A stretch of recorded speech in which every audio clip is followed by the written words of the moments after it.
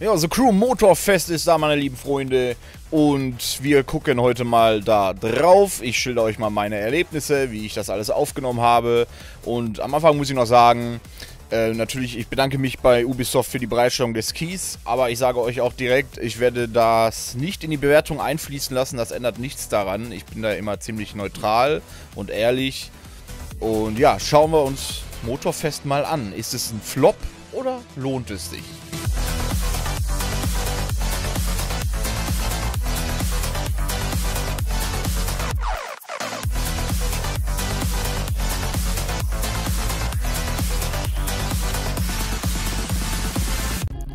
So, ja, Motorfest. Ich habe es bereits mehr oder weniger durch. Zumindest habe ich alle Playlisten einmal durchgesuchtet. Und ja, da gibt es natürlich noch viele verschiedene Herausforderungen und so weiter. Aber gehen wir jetzt mal auf ein paar Dinge ein im Spiel, die mir ein bisschen negativ aufgefallen sind. Fangen wir da einfach mal bei der KI an. Die KI ist sehr interessant. Also ich sag mal so, die fährt einfach straight ihre Linie. Ne? Das ist ganz normal. Die kann auch gut mithalten. Aber die interessieren sich nicht wirklich, wo du bist. Also die sind schon sehr, ja, unfreundlich, könnte man fast sagen. Also die machen sich wirklich nichts daraus, ob du gerade neben denen bist oder sonst was. Die fahren einfach. Es gibt Momente, da bremsen sie für dich oder so, aber da weiß ich nicht, ob die Mitleid haben oder ob das nur ein Zufall ist. Und, ja, es wirkt teilweise manchmal ein bisschen wie Rubberband. Die kommt manchmal auch ziemlich schnell wieder angeflogen. Man merkt auch, die haben bestimmte Punkte auf den Strecken, wo die ihr Nitro einsetzen und dann setzen die es auch immer voll ein. Also als wenn die unendlich Nitro hätten oder ihr Nitro doppelt so schnell auflädt. Und man sieht auch, manchmal sind die einfach so schnell, dass die gar nicht mehr in der Spur bleiben und fliegen dann einfach irgendwie kreuz und quer durch die Gegend. Passiert nicht oft, also ist jetzt kein großer Kritikpunkt oder so, aber ja, ist jetzt nicht die wildeste KI, aber ist ja auch ein Arcade-Game, also schlimm finde ich es nicht, ist eigentlich in Ordnung. Und ein bisschen Spannung im Rennen ist natürlich auch cool, auch wenn es in manchen Rennen natürlich auch zu Frust führen kann. Aber an sich würde ich sagen, ist das eigentlich noch in Ordnung. Ja, die Playlist hatte ich vorhin schon kurz angesprochen. Die sind sehr gut gemacht. Also wirklich, da hat Ubisoft und Ivory Tower, da haben die sich richtig Mühe gegeben. Da steckt viel Arbeit drin, mit viel Real-Life-Szenen und so weiter. Wie die Playlists präsentiert werden, wie sie sich fahren und wie sie erzählt sind, ist eigentlich tipptopp. Also kann man nicht meckern. Ist echt gut gemacht, wirklich. Props da für die Arbeit. Das ist wirklich, also habe ich schon lange nicht mehr gesehen, dass da so viel Arbeit in so eine Playlist reingesteckt wurde. Und davon haben wir direkt 15. Also ist auf jeden Fall ganz cool. Teilweise auch lustig, manche davon. Also da will ich gar nicht mehr zu sagen. Das haben die einfach wunderbar hingekriegt. Und damit hätten wir auch schon mal einen der sehr positiven Punkte. Ich mixe mal ein bisschen, ne? Ich mische mich da ein bisschen mal was Schlechtes, was Gutes. Ja, kommen wir direkt zu was eher Schlechtem, was ich nicht so feiere, was eigentlich auch der größte Kritikpunkt für mich persönlich ist.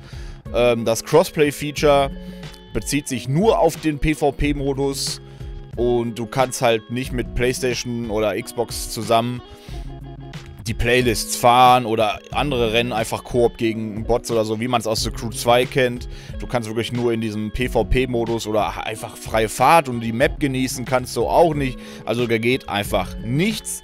Und da sind wir auch direkt nochmal überhaupt bei dem Online-Modus. Du hast wieder nur die Möglichkeit, 3 Spieler in deine Crew einzuladen. Und auf dem Server selbst tummeln sich nur 7 weitere rum. Also wieder sehr, sehr klein. Hatte ich schon bei The Crew 2 damals bemängelt, weil du hast da eine riesen Spielwelt. Klar, Motorfest ist jetzt, keine Ahnung, 5, 6, 7, 8 Mal kleiner. Also viel, viel, viel kleiner als The Crew 2. Aber trotzdem, also als ich die Playlists durchgespielt habe, habe ich eigentlich immer nur diese Ghosts gesehen, wo ich auch nicht verstehe, warum die da sind. Ist ganz lustig, die mal hin und wieder zu sehen oder zu jagen, so, aber an sich scheint mir das eher so ja, man versucht die Spielwelt lebendiger wirken zu lassen, aber man weiß ja, das sind halt keine echten Spieler, das sind vielleicht mal irgendwann Spieler gewesen, aber an sich haben die halt keinen Sinn großartig und ja, ist halt schade, dass man da wirklich nicht mit einer größeren Kolonne irgendwie mal ein bisschen rumcruisen kann oder so. Hatte ich echt gehofft, dass das mal angehoben wird. Vielleicht auf 12 oder 16 Spieler pro Lobby. Und dass man vielleicht 6 bis 8 Leute in seine Crew einladen kann oder so. Aber ja, dem ist leider nicht so. Und ja, man munkelt, ich habe da gehört, man wolle dieses Crossplay-Feature erweitern bzw. nachliefern, dass man dann auch mit, egal ob PlayStation oder Xbox oder sonst was, zusammen in der freien Fahrt rumgeiern kann oder Playlists fahren kann. Hoffe ich, dass das noch kommt, würde diesen Minuspunkt dann schön vernichten. Pluspunkt, da wir gerade über die Map gesprochen haben, Hawaii sieht atemberaubend aus. Ja, es ist kleiner im Vergleich zu einem Test Drive Hawaii zum Beispiel und natürlich tausendmal kleiner als die Crew 2 Map, was jetzt aber auch nicht so schlimm ist, muss ja nicht unbedingt die größte Riesenmap sein. Das Ding ist einfach, die fährt sich schön, du hast da Städte, du hast da Landstraßen, du hast Gebirgsstraßen, Küstenstraßen, die Vegetation ist gut, einfach super genial. Also ich feiere Hawaii ab, es sieht sehr, sehr, sehr schön aus, wirklich auch grafisch natürlich das Spiel einfach over the top, sieht sehr gut aus und ja, kommen aber auch noch zu einem Negativpunkt, was die Map angeht, wie gesagt. Sie mag zwar super schön aussehen und so weiter, aber wirkt trotzdem ein wenig leblos. Wie kommt das? Gut, der Verkehr ist da, aber ich weiß nicht, ich habe zumindest keine Tiere gesehen und ich glaube, es gibt auch keine großartigen Tiere mehr irgendwie. In The Crew 2 sind einem öfter mal Tiere entgegengekommen oder waren auf der Straße, sind die ausgewichen, ihr kennt's. Und hier in einem Motorfest sind mir keine aufgefallen. Korrigiert mich, wenn ich falsch liege und einfach in, keine Ahnung, über 24 Stunden kein einziges Tier gesehen habe. Ja, das ist ein kleiner Minuspunkt, nichts Besonderes, aber ja, auch ein bisschen schade, ne? Dann kommen wir mal zum wichtigsten überhaupt, die Fahrphysik. Ja, die Fahrphysik haben die ja mal ganz krass überholt. Also im Vergleich zu The Crew 2 fährt sich Motorfest komplett anders. Ich persönlich finde es gut. Also es ist auf jeden Fall kein Simulator oder sonst was. Es ist auf jeden Fall Arcade. Kommt jetzt auch nicht an so ein Forza Horizon ran oder so, was schon sehr Simcade ist und Richtung Simulation so ein bisschen geht. Es fährt sich halt komplett anders, aber trotzdem ist das nicht schlecht oder so. Es ist wirklich gut, die Autos fühlen sich gut an. Einziger Punkt, den ich habe, ist, dass die Autos gerne mal ausbrechen. Nicht alle Autos, also es gibt Autos, die kannst du wirklich wunderbar fahren. Aber manche, zum Beispiel Oldtimer vor allem, die neigen einfach dazu auszubrechen, was an sich jetzt auch nicht das Problem ist. Aber was mir bei vielen Autos aufgefallen ist, wenn der Wagen irgendwie ausbricht, wirkt es teilweise ein bisschen gezwungen, weil du den absolut nicht mehr eingefangen kriegst in manchen Situationen. Also es ist mir schon mal gelungen, den Wagen wieder einzufangen, aber meistens reißt es dich irgendwo hin. Vor allem bei Offroad-Rennen kann das ganz schlimm sein und dann ja, kannst du im schlimmsten Fall zurückspulen. Oder sogar neu starten, wenn es zu krass ist und du gewartet hast. Oder die Rückspulfunktion nicht benutzt. Und das kann schon ziemlich nerven. Wie gesagt, dann ist es normal, dass Autos ausbrechen können, ne? Wenn man die am Limit fährt und so weiter. Aber in dem Spiel wirkt es teilweise manchmal irgendwie wie so ein endgültiger Beschluss, dass du verkackt hast. Weil ich habe es echt nicht hingekriegt, manchmal die Autos wieder auf Straße zu kriegen. Mal ja, aber meistens nicht. Je nachdem, kommt halt auch aufs Auto an. Und das erinnerte mich ein bisschen an Anbauen. Da passiert das nämlich auch, dass dein Auto da irgendwelche Faxen schiebt und du da irgendwie kompletten Kontrollverlust hast und da nichts mehr gegen machen kannst. Aber kommt am Ende wahrscheinlich auch auf den Spieler an, welche Fahrhilfen ihr benutzt. Und wie gesagt, die Autos unterscheiden sich halt auch ein bisschen. Aber ja, es wirkt manchmal schon ein bisschen gezwungen, dass der einfach in den Drift geht auch, ne, und nicht unbedingt ausbricht. Aber ist jetzt nicht schlimm. Die Fahrphysik an sich ist top und macht das fast wieder gut. Vielleicht kann man da dann in Zukunft auch noch ein bisschen mehr dran rumschrauben mit Feintunings und alles. Ist da ja jetzt schon sehr viel möglich. Aber wollte ich nur nebenbei mal erwähnen. Vielleicht ist euch das auch irgendwie aufgefallen oder was haltet ihr davon, wenn euer Auto so ausbricht und ihr nicht mehr wisst, was ihr jetzt machen sollt, weil der Wagen so der zappelt dahin, ey, wie so ein wild gewordener, gestrandeter Fisch. Naja. Dann haben wir wieder den Punkt Summits. Die unterscheiden sich eigentlich nicht großartig von denen in The Crew 2. Man hat halt wieder bestimmte Fahrzeuge, die du brauchst. Und ja, wer jetzt viel The Crew 2 und so gespielt hat, hat die meisten Fahrzeuge. Wer nicht, muss die halt kaufen. Das kann natürlich auch ein Problem werden. Manche Autos sind halt ein bisschen teurer. Und ja, im schlimmsten Fall, wenn du gar keinen Bock hast auf Grind, dann holst du dir halt Crew Credits. Und das ist ja mehr oder weniger dann fast eine kleine, aber nicht verheerende Paywall. Was mich schon immer so ein bisschen gestört hat bei The Crew. Ne, dass du halt wirklich da immer wieder Autos brauchst, zwingend, um das zu machen, wenn du jetzt keinen Kollegen zufällig hast, der das Auto hat und dich mit in den Summit nimmt.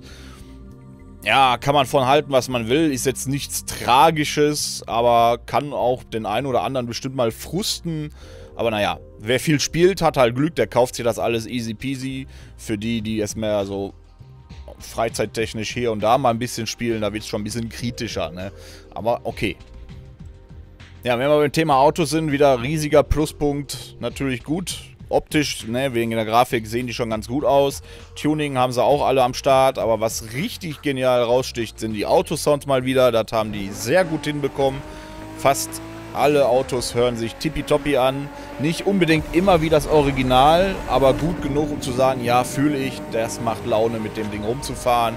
Also da muss man einfach sagen, dicke Props, das kriegen nicht alle hin, ne? Es gibt also gewisse Beispiele, die wollen wir jetzt gerade nicht nennen, die haben zwar hier und da auch gute Sounds, aber die meisten Autos klingen irgendwie gleich. Aber naja, auf jeden Fall Tip-Top Sounds, change my mind, die Autos hören sich einfach genial an. Dann gehen wir mal zum Content an sich. Ja, die Playlists sind schon ziemlich groß, also die haben meistens 6 bis 8 Rennen und man braucht da schon einige Stunden, um die alle durchzuspielen. Wenn du die durch hast, bleiben dir natürlich dann noch die Herausforderungen und so weiter, aber das war's dann fast schon. Also es ist schon eine Menge gegrindet, das Spiel auf 100% zu bringen, das will ich jetzt nicht sagen. Aber ja, zum Beispiel der Renneditor, der in Crew 2 kam, der wäre jetzt hier natürlich auch noch cool. Und ja, auch übersichtlich. Du musst halt zu den Events immer hinreisen per Blitzreise und da stellst du dann quasi selber ein, wie du fahren willst, mit welchen Autos, zu welcher Tageszeit und so. Das ist eigentlich ganz cool gemacht, finde ich besser als in The Crew 2 fast.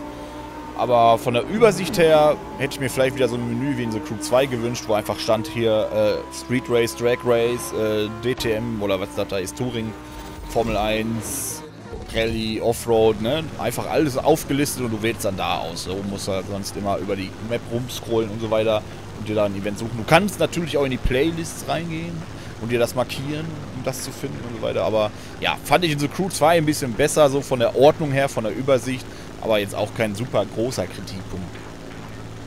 Was sich aber auch ein bisschen verändert hat, ist so das Grinding auf Goldteile. Das füllt jetzt wahrscheinlich der eine oder andere. Es ist sehr schwer geworden, am Anfang deine Autos hochzuleveln. Also das Hochleveln an sich auf Maximalstufe nicht, aber dann Goldteile zu bekommen, ist der Wahnsinn. Ich bin zum Beispiel 10-mal dasselbe Rennen gefahren und habe kein einziges Goldteil bekommen. Irgendwann habe ich dann mal ein Goldteil gehabt und ich habe wirklich all meine Karten auf lila mit Glück und Goldfinger gehabt, maximale Prozentzahlen und es hat ewig gedauert. Dann habe ich da mal ein Gold bekommen, da und dann wurde es allmählich besser, weil durch die Goldteile die Prozente noch höher gingen.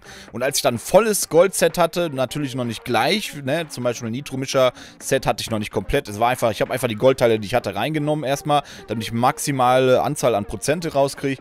Dann fing es langsam an, dass ich mal 2, mal 3 pro Rennen bekommen habe, mal 1 oder dann kam auch wieder Rennen, 3, 4 Stück am Stück.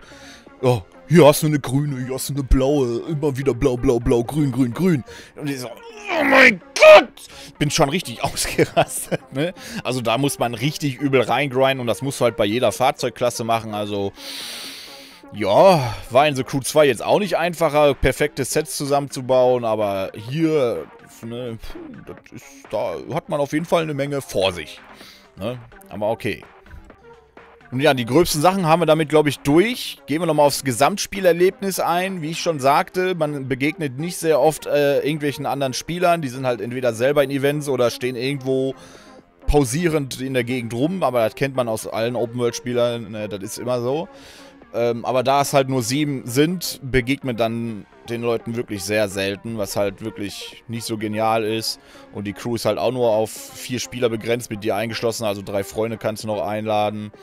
Und da wünsche ich mir, wie gesagt, dass sich das vielleicht nochmal ändert in Zukunft. Und allgemein, das ist jetzt die Frage aller Fragen, was mir aufgefallen ist, The Crew Motorfest hat anscheinend einen holprigen Start. Wie komme ich denn darauf? Wenn wir in den Summit gucken zum Beispiel, sind aktuell gerade mal über 100.000 Spieler bewertet. Was heißt gerade mal? 100.000 sind schon viel. Aber nicht so viel, wie man erwarten würde bei einem Neu-Release. Ne, wenn wir uns da Forza als Beispiel mal rannehmen, da waren direkt ein paar Millionen am Start. Und auch wenn wir uns jetzt einfach mal Social-Media-technisch Twitch angucken, ist Motorfest nicht gerade ein Top-Tier. Ich meine, Rennspiele an sich haben sowieso nicht jetzt die gewaltigsten Communities, ne? Die können eigentlich nie mit anderen Games wie so ein GTA oder Call of Duty mithalten. Aber ist es trotzdem schon merkwürdig, weil du hast da zum Beispiel 12.000 Follower gerade mal in der Kategorie Motorfest, während The Crew 2 noch über 500.000 hat. Selbstverständlich ist The Crew 2 jetzt schon wesentlich länger da, aber es kommt mir ein bisschen so vor, als wäre das Spiel so ein bisschen in Vergessenheit geraten und nur noch der harte Kern und so ein paar Leute, die sich dafür interessieren, wären noch da. Und das wundert mich. The Crew Motorfest, und jetzt kommen wir eigentlich mal zum Endfazit, ist ein gelungenes Spiel. Es hat hier und da ein paar kleine Problemzonen, aber welches Spiel hat das nicht? Gleichzeitig kommt es natürlich immer auf den Geschmack an, darauf möchte ich nochmal hinweisen. Und ja, also ich persönlich spiele seit 30 Jahren gefühlt, also nicht 30 Jahre, sagen wir mal 25 Jahre, ne? Also als Windelpupser Rennen zu fahren, hätte ich gefeiert. Ne, aber ich spiele schon sehr lange Rennspiele, bin da in der Richtung sehr erfahren, bin auch ein sehr guter Fahrer, weil ich halt so lange fahre schon. Und ich muss sagen, The Crew Motorfest ist zwar ein arcade-lastiges Game an manchen Punkten, aber es macht Spaß, es sieht gut aus, es hat geile Autos und an sich einfach ein Top-Titel. Also ich muss sagen, Ubisoft hat da was Gutes rausgehauen und Ivory Tower. Ohne, dass ich das jetzt sage, weil ich da irgendwie Partner bin. Wirklich, das ist meine ehrliche Meinung. Motorfest ist gut. Ist es denn preiswert? Okay, ja, jo. Ja, es kommt an manchen Ecken halt auch ein bisschen wie ein DLC vor, ne, weil es halt ein bisschen kleiner vom Umfang her ist als ein The Crew 2, aber wir sind ja noch früh am Anfang, die werden das sicher noch weiter updaten, vielleicht kommt sogar noch eine weitere Insel oder so dazu, ist fraglich, aber ja, ne. An sich, ja, ist das fraglich. Also ich kann verstehen, wenn da einer oder andere sagt, nee, ist mir jetzt im Moment, ich warte lieber darauf, dass es im Angebot ist oder so. Oder vielleicht in den Game Pass und den PlayStation Plus Ding-Dong dann kommt. Könnte ich nachvollziehen. Aber warum das Interesse allgemein ein bisschen weniger scheint als bei anderen Spielen damals, wundert mich. Ne, ich meine, gut, guck dir andere Rennspiele an auf Twitch, also die laufen genauso wenig gut, ne? Also die haben auch hier keine 50.000, 100.000 Zuschauer im Durchschnitt. Das ist, wie es ist, daran sollte man halt auch nicht festmachen. Und wie gesagt, The Crew ist ja auch erst seit kurzem raus, aber es fällt halt überall so ein bisschen auf. Weil es ist einfach irgendwie, als hätten manche Leute das Spiel gar nicht auf dem Schirm. Hat mir letztens erst ein Kollege erzählt, dass er da gefragt hat, so ein anderer Kollege, wie gefällt dir Motorfest? Und er so, was wird für ein Motorfest? Ja, so Crew Motorfest. Wie? Was ist das? Die wussten gar nicht, dass das Spiel existiert. Wieso? Naja. Ne? Ja. Damit kommen wir auch mal zum Schluss. Schreibt mir gerne mal in die Kommentare, wie ihr bis jetzt Motorfest aufgenommen habt, wenn ihr es gespielt habt, oder warum ihr es nicht spielt. Ich persönlich sage, ist ein gutes Game, für Fans auf jeden Fall ein gelungenes Game auch, also es ist berechtigt, das Spiel abzufeiern. Und die kleineren Kritikpunkte da, ja, muss man sich entweder mit anfreunden oder vielleicht wird da in Zukunft auch noch ein bisschen was geändert. An sich ist Motorfest aber ein gutes Game und ja, schreibt mir gerne mal eure Erfahrungen, eure Meinungen in die Kommentare. Und wir sehen uns dann im nächsten Video. Lasst gerne ein Like da, um den Kanal zu supporten. Und abonniert, wenn ihr das noch nicht getan habt. Ich bin raus. Auf Wiedersehen.